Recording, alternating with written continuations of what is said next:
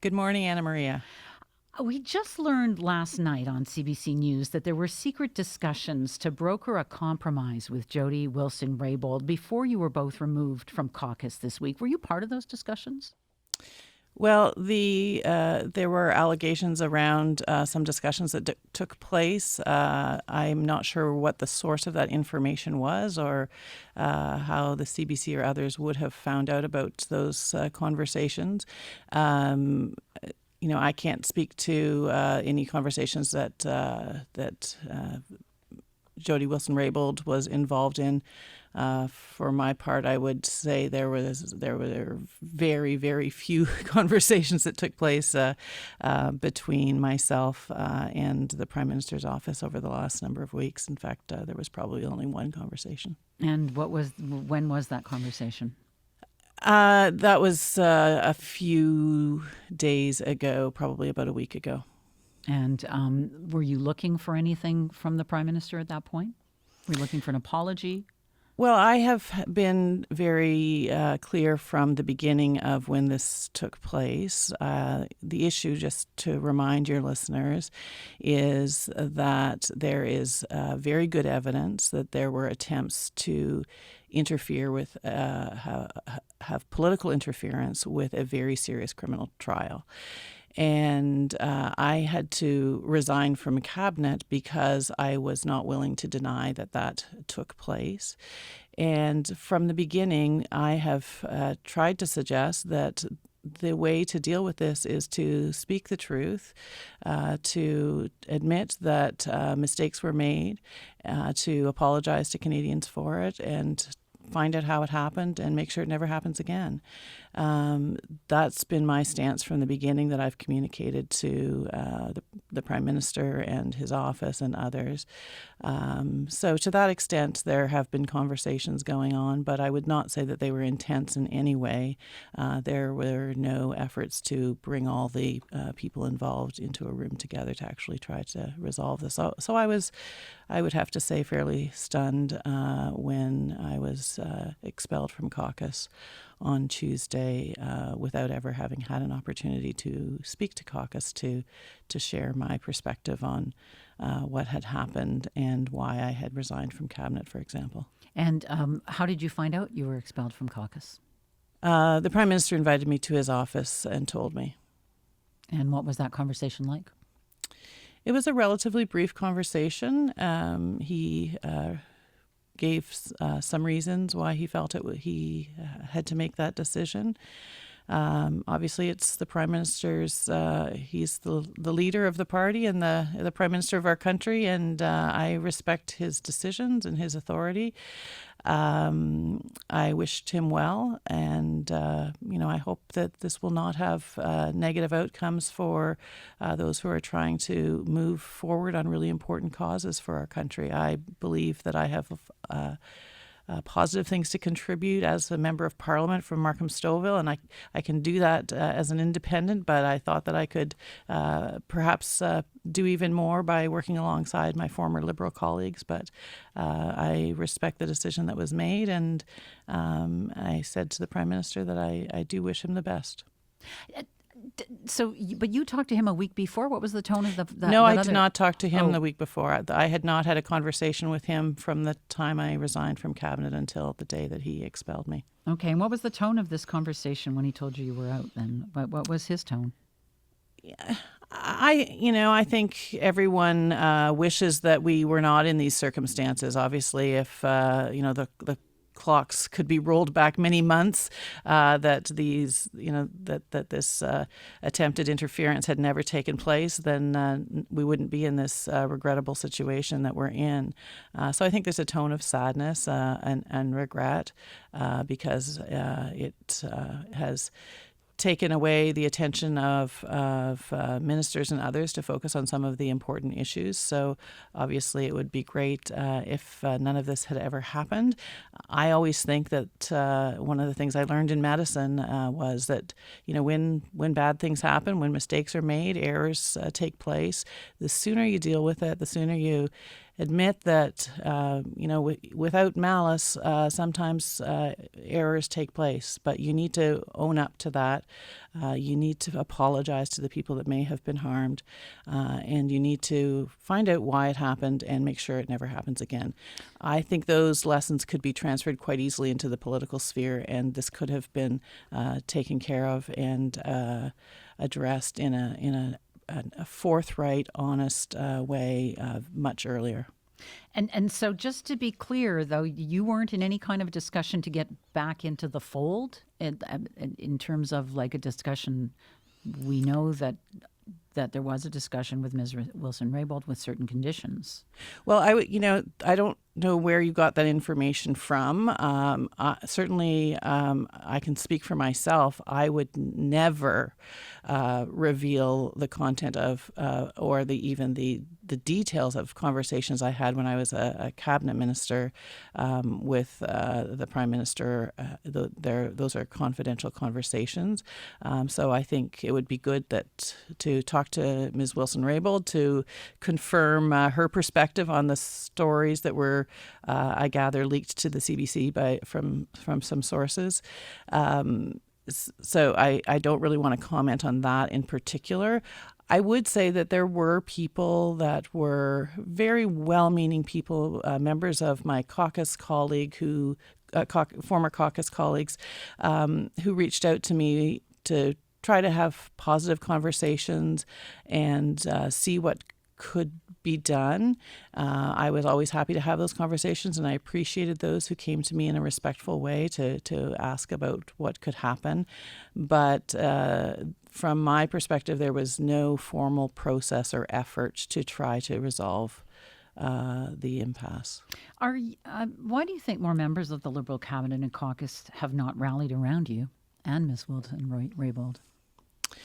Well, what I did, for example, I have to say was a hard thing to do. I made the decision to resign from cabinet because there is a constitutional convention of cabinet solidarity that means that when we talk about a decision in cabinet, we may air our disagreements around the table privately, but we have to go out from that room of one mind, prepared to defend and support the decision that we have made together. And I've always been able to do that on any of the other important issues that we've talked about. In this case, this is the issue at the heart of this is the independence of our justice system. We cannot have a democracy without a independent justice system that is free from political interference. And I felt there was evidence that there had been some attempts of interference, and the expectations of cabinet ministers to deny that the interference took place, and or to suggest that it didn't matter, that it wasn't important in some way, was not something that I could do in good conscience, and so I could not meet my expectation of cabinet solidarity on that matter. But it was a very hard thing. I don't want to go into a lot of detail, but I have received some treatment, which I think is less than respectful from former colleagues and lots of folks on social media and elsewhere. And that's not what this story is about. I can deal with critique, but it takes a certain measure of courage to step up and do something that is going to upset others. But I believe so strongly in the importance of us as a country having a justice system that we can trust, to know that decisions are not going to be made in the courts based on whether the person or the company on trial is friends with or associated with a particular politician who will plead their case. That's the fundamental issue here. So do we have a justice system in Canada that is now deeply flawed? You left. You didn't get what you wanted. it didn't change. Does that mean our justice system is flawed as it stands right now under this Liberal government? No, in fact, I think Canadians can be very thankful that that the system did work. I believe it worked because the former Attorney General did not bend to the wishes of those who wanted her to interfere in the trial.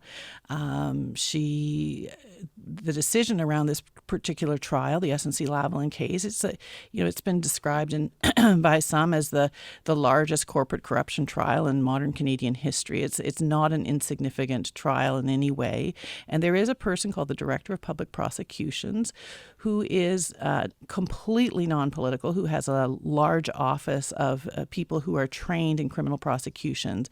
She made the determination that this should go to trial. There is a tool that the former Attorney General could have used if this company qualified, but the Director of Public Prosecutions said they did not qualify for that. But gave you make the point lots of evidence as to why. We can be thankful that we did not have political interference didn't occur, but it was because the former Attorney General was not willing to meddle. And you make the point that she did not bend. So, Jane Philpott, if she didn't bend, why do you have to resign?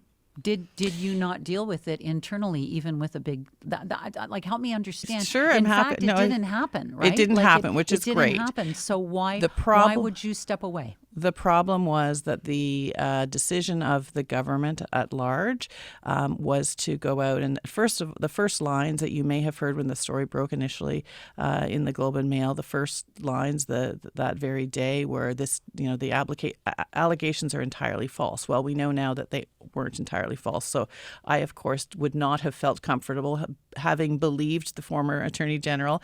I did not feel comfortable going out and saying the allegations are false.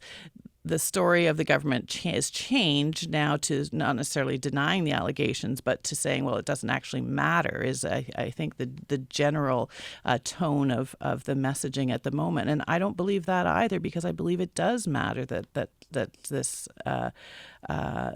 attempted interference took place. And it does matter. And I think Canadians deserve to know that someone takes responsibility and apologizes for what took place. I essentially couldn't go out and, to use a much used phrase, toe the party line on this. And as a cabinet minister, I had the obligation to do that. Not members of parliament don't have to agree entirely with the government. That's in fact how the system's supposed to work. That members of parliament are free to hold the government to account, even if they are caucus members of the same party. But a cabinet minister has to be able to defend entirely and say in good conscience that they support the approach of the government. I couldn't do that because I felt that our approach was wrong. And does that suggest that you think that the government will, now that Jody Wilson-Raybould is not the Attorney General, that with a new Attorney General, the government will do exactly what it wanted to do under her? I have no information as to what the plan is. As I said a long time ago, the Director of Public Prosecutions said that they do not qualify. I assume that the current Attorney General will not allow himself to be the victim of interference in causing him to step in unless he has some new information. But I'm not privy to those details. Okay. I just want to ask you, you have been a star cabinet minister with big portfolios, a reputation when you got Treasury Board for being the one who gets things done. With all the priorities you championed as a senior member of the Liberal cabinet, reconciliation, climate change, health, gender equality, you chose to sacrifice your political career over this.